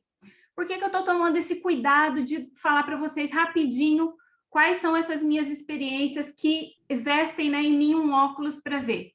Porque eu entendo a angústia das empresas, a angústia das instituições, do comércio e de tudo mais que recebem esses nossos alunos mal formados. Então, tenta não se doer, porque a primeira sensação, quando a gente escuta algumas coisas que os alunos falam, imediatamente, se é do ser humano, a gente já pensa logo em se defender. Não, mas espera aí, isso é por isso. Não, calma, não é bem assim. E muitas vezes a gente toma esse lugar de defensiva e perde de ouvir o que eles estão dizendo, porque eles não estão dizendo para nos atacar, para nos criticar, eles estão dizendo que eles querem outra coisa, eles querem coisa melhor, eles querem coisa diferente, coisa boa, né? Eles estão pagando, eles têm essa noção, e muitos deles pagam com muita dificuldade. Então, é com esse olhar, tá bom? Que eu vou trazer essas informações para vocês, e eu peço de coração que vocês tentem não levar isso para o lado pessoal. Não estou falando para ninguém específico, isso aqui é a visão dos alunos. A lista é enorme, eu trouxe só algumas coisas para vocês, por isso que eu brinquei lá no início, né, falando que eu combinei com os alunos, que era tão precioso isso que eu ia trazer, que eu ia vender e depois ia dividir o lucro com eles. Então, vamos lá, por gentileza, Pandolfo, vamos começar aí algumas das coisas. A primeira coisa assim que eu quero trazer hoje para vocês é a questão que os alunos trazem, e agora a pandemia deixou isso muito nítido. Eles esperam que as instituições tenham percebido que é preciso ampliar a carga horária real, literal, destinada às práticas. Sabe por quê? Olha a crítica embutida nisso aqui. As instituições dão o nome para a disciplina de práticas. Aí, quando eles vão fazer a disciplina de práticas, de uma disciplina, por exemplo, de 80 horas, 30%, 40% continua sendo teoria, e o resto prática. Então, isso aí é uma coisa que irrita demais os alunos. Um deles chegou a falar assim, gente, mas como que pode? Eles dão o nome da disciplina de práticas. Então, tinha que colocar meia prática. Então, eles ficam assim indignados com algumas coisas que na cabeça deles é uma propaganda enganosa. Você diz que uma disciplina é de prática e ela não é de fato prática. E eles estão sedentos por isso. E quando eles chegam no mercado de trabalho, eles se sentem uns semi-analfabetos na formação deles. Eles se sentem incapazes ou meio capazes de desempenhar algumas coisas, porque eles tiveram uma meia prática, eles não tiveram uma prática completa. Então, com essas propostas da pandemia e com todo tipo de coisa que veio, né, com a pandemia, as versões variadas aí de aulas práticas, ficou muito nítido para eles que prática realmente é uma coisa que eles pouco têm, e eles querem muito mais. E agora, linkado a isso aí, vem mais uma coisa. Promover qualidade de estágios. O que os alunos reclamaram, e quando vocês escutam o que eles dizem, vocês vão falar, eles têm razão. Muitas vezes, algumas instituições dizem, não, nós temos aqui a nossa clínica, os nossos laboratórios, o nosso aluno vai fazer estágio aqui com a gente mesmo. E sabe o que os alunos relatam? Que essas clínicas e laboratórios ficam fechados, que não pode usar, porque senão vai estragar o equipamento, porque senão a instituição não está... Ou então tem alguma coisa estragada lá que há mais de ano ninguém conserta. Ou então, não, a instituição vai fazer 2, 3 anos que está tentando fazer um convênio com tal lugar para o estágio. E os alunos ficam eternamente esperando por qualidade no estágio. Então, isso também com a pandemia ficou muito claro, gente. Os alunos precisam, não é só que eles querem, eles precisam de qualidade quando eles chegam no estágio, eles esperam o curso inteiro, porque a maioria das instituições montam um currículo por competências, que a competência prática fica para ser trabalhada só no final. E aí, quando chega no final, ele não tem. Imagina o desespero, gente, se coloca no lugar dessas criaturas. Quando chega na hora da qualidade, né, do estágio, ele descobre que mal ele vai fazer um estágio, que dirá qualidade no estágio. Então, isso é uma coisa que eles reclamam, assim, bastante. Eu estou trazendo os mais para vocês, mas quando eu fiz uma lista de mais, deu mais de 20. Eu vou trazer só alguns aqui hoje. Por gentileza, mais um aí, Pandolfo. Isso aqui, gente, é uma coisa que os alunos esperam. E aí, quem já estava achando difícil, né, dosar o que ia ser presencial e o que não ia, o que ia ser teórico, eu deixo essa bomba para vocês. Os alunos esperam que as instituições revejam como será a oferta de disciplinas teóricas e que elas sejam dadas à distância, mesmo eles não querem ter que ir para a faculdade para ficar sentado, dormindo, cansado numa carteira, ouvindo aula teórica.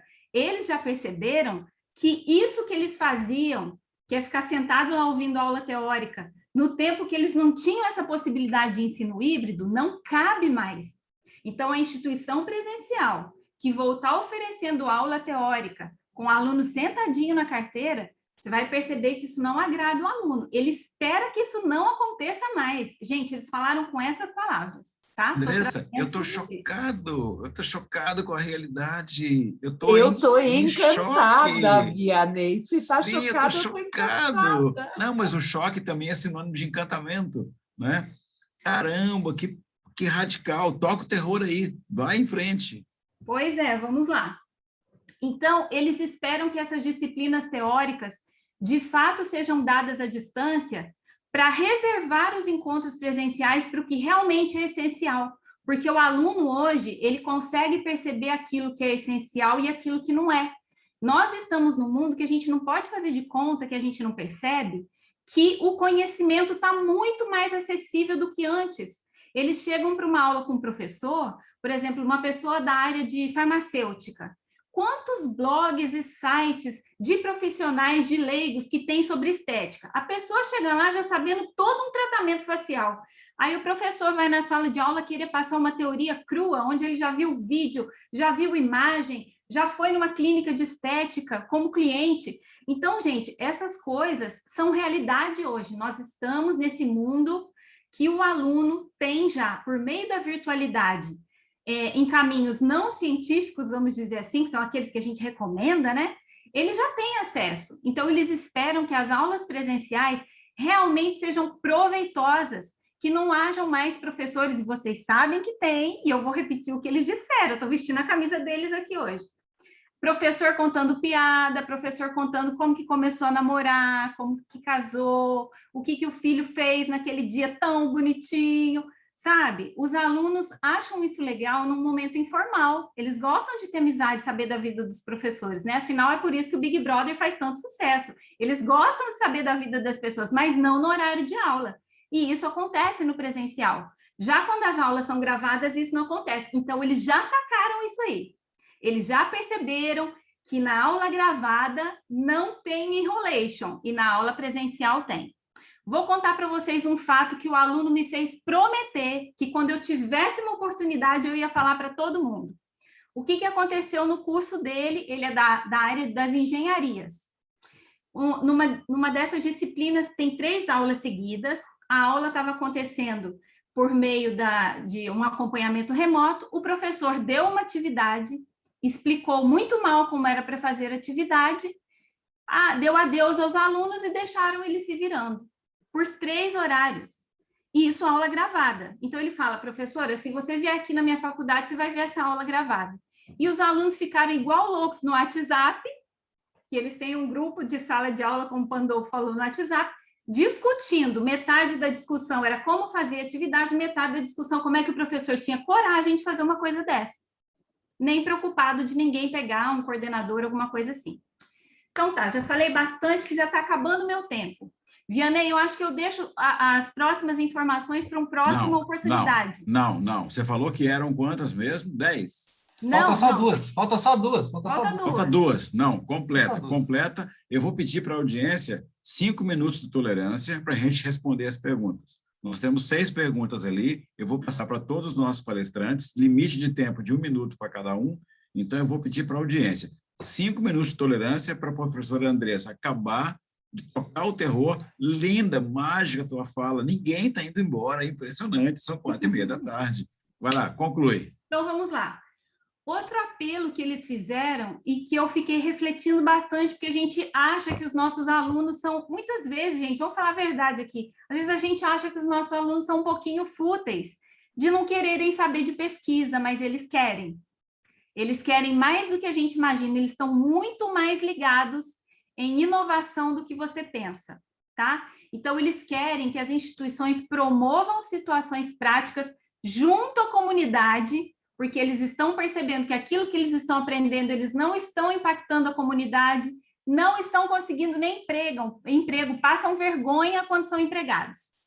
Então, eles querem colocar em prática, já que não dá para ele estar lá dentro da empresa fazendo o estágio dele ou a prática dele, então, pelo menos junto à comunidade. Eles querem situações práticas junto à comunidade que dê a eles oportunidade de crescimento profissional com experiências reais. E aqui eu puxo a sardinha para o lado da extensão. Não, eu posso estar enganada, mas olha eu a acho... popularização da extensão, Andressa, parabéns. Então, eu acho, gente, que isso aqui tem tudo a ver com a extensão. Eu posso estar ficando louca e a extensão ainda está lá em 1820, 1830, mas até onde eu vejo, isso aqui é extensão. E os alunos sentem falta disso. O que é que nós estamos fazendo na extensão das nossas instituições? Por favor, porque os alunos não têm percebido que seja isso, né?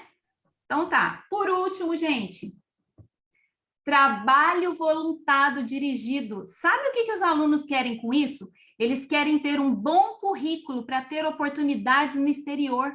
Eles sabem que lá no exterior o trabalho voluntário no currículo faz diferença. E aqui no Brasil isso é irrelevante. Vamos falar a verdade. Não interessa se você ajudou os pobres, se você ajudou a revitalizar uma praça. Ninguém está nem aí para isso, mas lá fora tá. Então, eles querem oportunidades e, se possível, com certificação de trabalho voluntário dirigido. Por que dirigido? Porque, como aqui não é uma cultura, eles não sabem nem por onde começar. Então, que a instituição de ensino superior, pelo amor de Deus, seja a instituição que guia esses alunos no trabalho voluntário, para que eles possam ter no currículo deles, para entrar numa pós, num MBA, num mestrado, num doutorado lá fora, e tenha como mostrar, olha, eu me importo com a comunidade, eu faço trabalho voluntário, não é só por dinheiro, não. Eles querem essas coisas. Então, gente, a lista é imensa, mas eu vou parar por aqui, porque eu sei do nosso tempo e a gente na Roper gosta de ser pontual. Mas, olha, eu espero ter deixado vocês assim, coçando, viu? No mínimo, coçando. Olha, fantástico, foi mágico, foi perfeito, assim, eu estou aqui de cara no chão, assim, de alegria, né, com as revelações que você trouxe. Eu vou compartilhar aqui os nossos patrocinadores e vamos para a rodada de perguntas em seguida. Deixa eu compartilhar aqui, te dando os parabéns aqui. O Pandolfo já liberou ali, liberou. Então, agora eu vou fazer nossos comerciais, por favor, aqui. Chamar o Lombardi aqui. Cadê o compartilhamento aqui? Não está aparecendo para mim a chavinha de compartilhar. Ah, apareceu aqui. Deixa eu chamar os nossos comerciais, por favor, aqui. E em seguida vamos para as perguntas. Como você sabe, desde o ano passado, essa série de webinars tem o patrocínio da Campus Management, que agora se chama Anthology no Brasil, e o André Asti é o contato da Anthology. Então, marca 20 minutos com ele para ele transformar a abordagem de CRM da sua instituição. Marca, vale a pena. Ele é uma pessoa fantástica e o produto também. Outra questão que vale a pena é você rever a sua integração de sistemas ou um alinhamento de coluna vertebral dos seus sistemas para o aluno não ter information. Como o André falou, o aluno detesta information também na tecnologia. Passar do botão A para o B, para o C, para o D, para voltar para o A, um abraço, babau. Conversa com o André, com o Fábio Cesp, aqui o contato, faz o contato com ele, que vai valer a pena para você. Outra abordagem muito legal é de mercado, né? Se você ainda não está no mercado digital, você precisa ir para o mercado digital. E o teu passaporte para chegar lá pode ser a REP. A REP é parceira da Roper, é a Hager Education Partners, ela tem o José Luiz Duizito na direção do Brasil e o Rui Fava no contato com os IES, os dois juntos somados dá 100 anos de experiência. Tá? É fantástico o trabalho que eles fazem e eles vão te ajudar a sair para o digital. E se você quer uma experiência transformadora para o seu aluno é usuário das novas tecnologias. Ele quer tudo assim, ó. Ele quer tudo VAP e funcionando. E a Highland te ajuda a fazer isso. Até no diploma digital. Ela começa na captação, com admissão inteligente de alunos, secretaria acadêmica virtual, que nós implantamos a primeira no Brasil, lembra, Jússi? Né? Primeira secretaria virtual no Brasil, nós que implantamos. Pandolfo lembra, né? Todo mundo lembra. E hoje eles fazem isso assim, ó, num trisco, muito legal. Então, agenda com o Jurandir, está aí o contato para você fazer isso. Dei o stop share aqui, vamos voltar e vamos para as perguntas. Rodada de fogo, perguntas muito rápidas, algumas já foram feitas ali, e vamos fazer aqui, escolher 5 aqui. A primeira pergunta, professor Martinho, querido, nosso grande de hoje, pergunta do Sérgio Garrido. Será que a aula teórica, em tese presencial, continua a ser obrigatória? A Andressa já detonou geral, tá? Será que elas não podem funcionar muito bem remotamente? Que tal 2 encontros semanais e um remoto, uma exposição dialogada? Ele está pensando numa alternância, tá? Martinho, como é que você vê o futuro? Como é que você vê o retorno da universidade em 2022, considerando essa experiência profunda que vocês tiveram em Minas? Aula teórica expositiva, passar slide, sala de aula. Volta. João, a questão da expositiva e da clássica, da centrada no professor, ela pode ocorrer presencialmente ou virtualmente. Acho que a gente tem que ter essa clareza também. O caboclo é inteligente. Você pode ter uma aula remota expositiva tão ruim quanto uma aula presencial expositiva. O cara não é diretor do instituto à toa. Pá, o cara é foda. Vai lá. Então, assim, obviamente, nós temos todo um sistema que regula, né? O MEC tem toda uma regulação sobre isso. A impressão que eu tenho, e ouvindo muitas questões, o debate dentro da universidade, né? Nós temos uma pró-reitora de graduação muito ativa, meu abraço aqui, professora Maria Inês Martins, nossa pró-reitora de graduação, esteve presente no webinar também. A regulação, eu acho que é uma tendência de flexibilização. Né? Parece que a tendência é flexibilizar, e isso a gente vai poder alternar mais. Mas eu vejo que o foco não é tanto o presencial e o remoto. O foco é como que eu vou lidar com essa situação. Né? Como eu vou colocar o aluno no centro, eu vou usar abordagens ativas, ou eu vou trabalhar com aquela aula presencial clássica, porque eu posso dar aula presencial clássica no Zoom, no Teams, do mesmo jeito. Na área da saúde, eu tenho um foco que eu acho que é muito interessante, que é o seguinte: a área de saúde precisa muito da prática para a formação profissional. A professora falou muito bem, a gente tem que valorizar o momento da prática. Esse momento da prática ele tem que ser extremamente valorizado. E eu compreendo essa questão do híbrido, que nos preparando para a prática, momentos que antecedem essa prática, para essa prática ser desenvolvida na sua plenitude com qualidade. Perfeito. Eu tenho um abraço aqui para o professor Pedro Cunha, lá em Belo Horizonte, para o professor Ricardo Marcato, em todo o Brasil, que ele está em São Paulo, ele está em Guarulhos, ele está no Pernambuco, ele está na Paraíba, ele está em todos os lugares do Brasil, e também para Jaqueline Godoy, da SACT, lá de Criciúma, parceiraça da Roupa, tudo que a gente precisa, eles conseguem para a gente. Agora eu vou passar uma pergunta aqui, pela ordem das falas, para a Jucimara.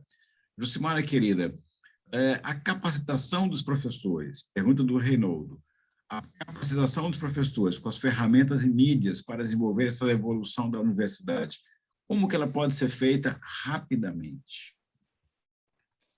Ela é estratégica, ela é fundamental. O Pandolfo falou uma coisa que eu gosto muito, parte do simples, aprende a dominar uma tecnologia, depois outra, depois outra. Como a IES, ao decidir implementar o modelo híbrido, não precisa sair comprando o melhor LMS, Pandolfo também falou disso. Escolhe as gratuitas, escolhe as que estão disponíveis na instituição, os laboratórios, as tecnologias, e que o aluno tenha acesso, não esqueça disso. Então, capacitação gradual e permanente e contínua. Ok, já que você falou em acesso, a pergunta para o Pandolfo vai da Inês Mandelli. Pandolfo, a Inês, ela não escreveu, mas ela pode ter passado por experiências que não foram tão positivas, porque ela falou o seguinte: como é que lidar com tudo isso quando você tem problemas de internet? Nós tivemos enquanto professores, o aluno também teve. E agora, como é que você vai propor essa migração de cenário sabendo da precariedade ainda das condições de conexão no Brasil, Pandolfo? A fala é boa e a gente tem diferentes realidades quando a gente fala disso, né?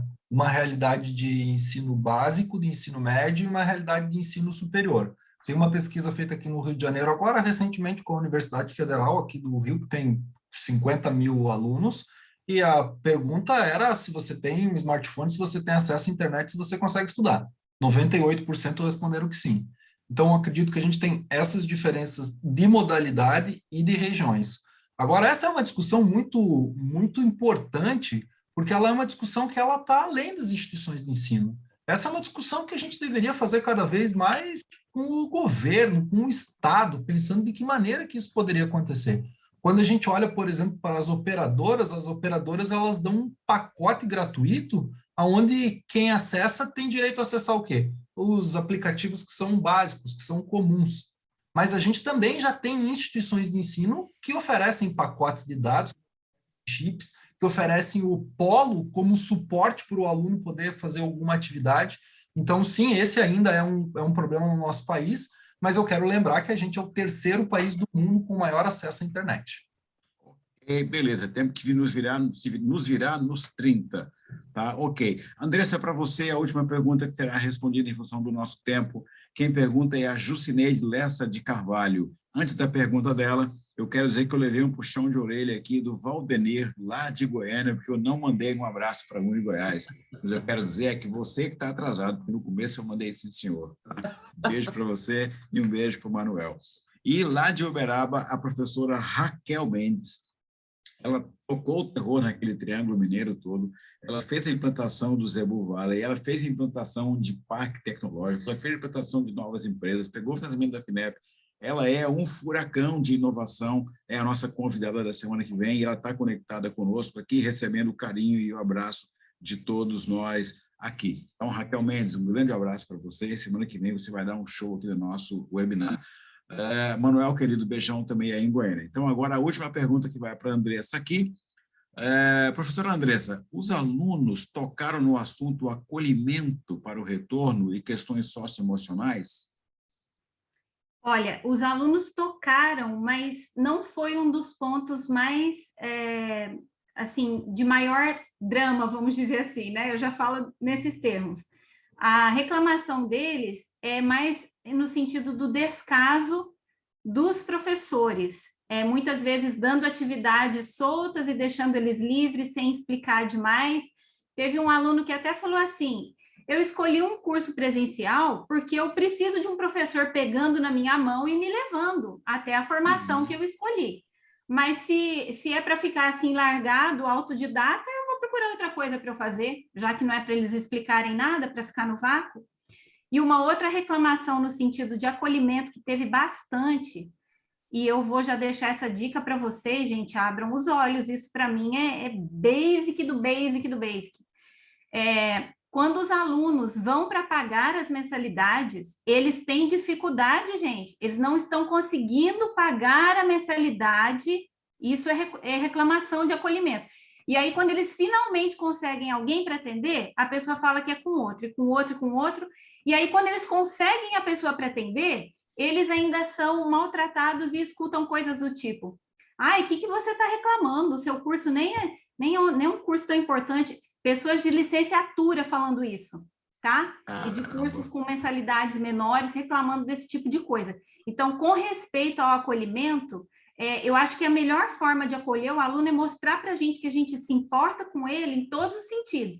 Então, teve aluno reclamando que em algumas instituições ele está tendo que começar a guardar o comprovante de pagamento dele, porque está tão desorganizado que a instituição cobra e cobra de novo, e cobra de novo, e cobra de novo. Vai voltar o tempo do carnê, gente. Então, gente, tá bem complicado. Quanto ao acolhimento e a receptividade deles, isso é uma reclamação bem séria. Eu queria, assim, dizer que são 15:05, nós temos que encerrar. Nós temos ainda quase 200 pessoas penduradas, mas nós temos que encerrar. Eu queria agradecer muito a sua confiança na Roper, muito a sua entrega, de passar meia tarde com a gente aqui. A gente agradece a PUC Minas, da reitoria à portaria, da reitoria para a Cúria, para a Arquidiocese, para o Cardeal, Arcebispo, para o Papa Francisco, para Deus, enfim, a vinda do Martinho. Porque foi demais, Martinho, você arrasou, cara.